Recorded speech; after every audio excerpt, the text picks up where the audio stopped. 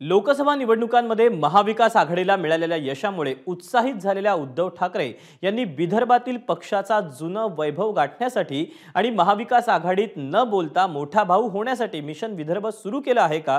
कारण पक्षप्रमुख उद्धव ठाकरेंच्या निर्देशानंतर विदर्भाचे संपर्क नेते भास्कर जाधव यांनी नागपूर जिल्ह्यातील 12 पैकी 7 तर पूर्व विदर्भातील 30 पैकी 14 जागांवर दावा ठोकलेला आहे। काय आहे उद्धव ठाकरेंचं मिशन विदर्भ? पाहूयात एबीपी माझाचा स्पेशल रिपोर्ट। नागपूर शहर आणि जिल्ह्यात विधानसभेचे 12 मतदारसंघ आहेत। यातल्या नागपूर पूर्व, नागपूर मध्य आणि नागपूर दक्षिण, रामटेक, कामठी, हिंगणा आणि उमरेड या 7 मतदारसंघावर उद्धव ठाकरेंनी दावा ठोकलाय। महाविकास आघाडीची एकत्रित बैठक होऊन आम्ही एकत्रित निवडणूक लढवू हे जाहीर होण्याच्या दुसऱ्याच दिवशी शिवसेना उद्धव बाळासाहेब ठाकरे पक्षाची नागपुरात आढावा बैठक पार पडली। विदर्भ संपर्क नेते भास्कर जाधव यांनी नागपूर, रामटेक, चंद्रपूर, गडचिरोली आणि गोंदिया भंडारा या 5 लोकसभा मतदारसंघासाठी आढावा बैठक घेतली। या जिल्ह्यातल्या 30 विधानसभा मतदारसंघात पक्षाची किती ताकद आहे, संघटना किती मजबूत आहे याचा आढावा घेतला। इतकंच नाही तर जागांवर कोण कोण उमेदवार असू शकतात याची चाचपणीही केली। मी नागपूर शहरामध्ये 3 जागा मागणार आहे आणि नागपूर ग्रामीण मध्ये 4 जागा मागणार आहे। त्यात आता मी शहराची बैठक घेतली। आम्ही पूर्व नागपूर, दक्षिण नागपूर आणि मध्य नागपूर या 3 जागा आम्ही मागणार आहोत। 6 पैकी एकाच जागेवर फक्त काँग्रेस निवडून आलेली आहे, 2 जागेवर, बाकीच्या ठिकाणी आम्ही क्लेम करू। दरम्यान शिवसेनेचा डोळा फक्त नागपूर मधल्या काही जागांवरच नाही तर पूर्व विदर्भातल्या 5 लोकसभा मतदारसंघातील 30 विधानसभा मतदारसंघांपैकी किमान 14 जागांवर उद्धव ठाकरे यांच्या शिवसेनेचा डोळा आहे। यात 14 जागांवर सध्या भाजपचे आमदार आहेत किंवा शिवसेनेच्या शिंदे गटाचे आमदार आहेत। या जागांवर आमचा नैसर्गिक दावा असल्याचं मत भास्कर जाधव यांनी व्यक्त केलंय। भाजप आमच्यापासून दूर गेली, काही लोक आमचे शिंदे गटाबरोबर गेले, त्यामुळे तिथं आम्हाला कमीत कमी 14 जागांवर निवडणूक लढवण्याची संधी उपलब्ध झालेली आहे। विदर्भ नेहमीपासूनच काँग्रेसचा नैसर्गिक बालेकिल्ला असून विदर्भात काँग्रेसची थेट लढाई भाजप सोबत राहिली आहे। लोकसभेच्या वेळेस आपण बघितलं असेल की शरद पवारांनी सुद्धा आवर्जून एक वर्ध्याची जागा स्वतःकडे गेली। शिवसेनेने आपलं वराडातलं म्हणजे विदर्भातल्या वराड भागातलं आपलं वर्चस्व राखण्यासाठी प्रयत्नांची शिकस्त केली।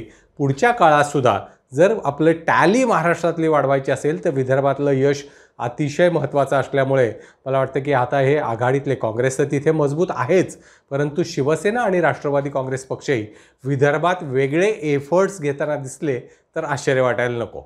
गेले 10 वर्ष विदर्भात जरी भाजपची शक्ती काँग्रेसपेक्षा जास्त वाटत असली तरी यंदाच्या लोकसभा निवडणुकांमध्ये विदर्भातील 10 पैकी 5 जागा काँग्रेसने जिंकल्या आहे आणि त्यातल्या त्यात पूर्व विदर्भातील 5 जागांपैकी 4 जागांवर काँग्रेसने आपला वर्चस्व सिद्ध केला आहे। आणि असे असताना शिवसेना उद्धव बाळासाहेब ठाकरे पक्षाने विदर्भातील या जागा आम्हाला हव्याच असा आग्रह धरणे काँग्रेसची डोकेदुखी वाढवणार आहे।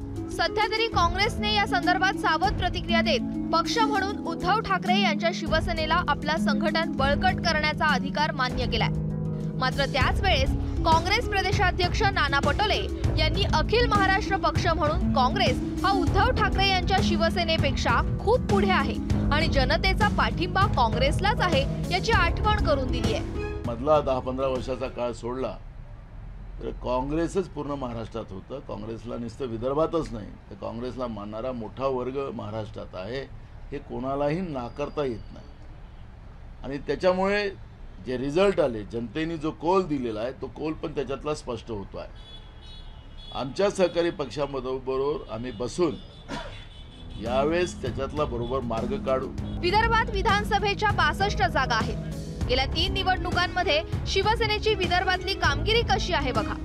2019च्या निवडणुकीत शिवसेनेला फक्त 4, 2014लाही 4 आणि 2009ला 8 जागा मिळाल्या होत्या। म्हणजे 62 जागांच्या तुलनेत शिवसेनेला 8 ते 10% ही जागा मिळत नाही। शिवसेनेचा राज्यव्यापी आकडा विदर्भामुळे खाली येतो असं उद्धव ठाकरेंना वाटतं। शिवसेनेच्या तुलनेत भाजप आणि काँग्रेसचे मात्र विदर्भातून भरभरून आमदार निवडून जातात।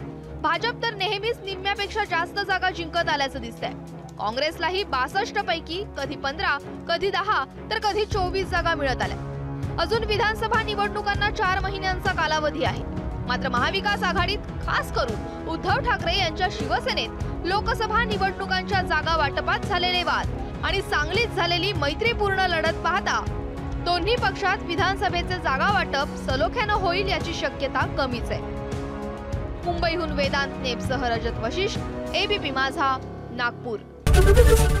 एबीपी माझा, उघडा डोळे बघा नीट.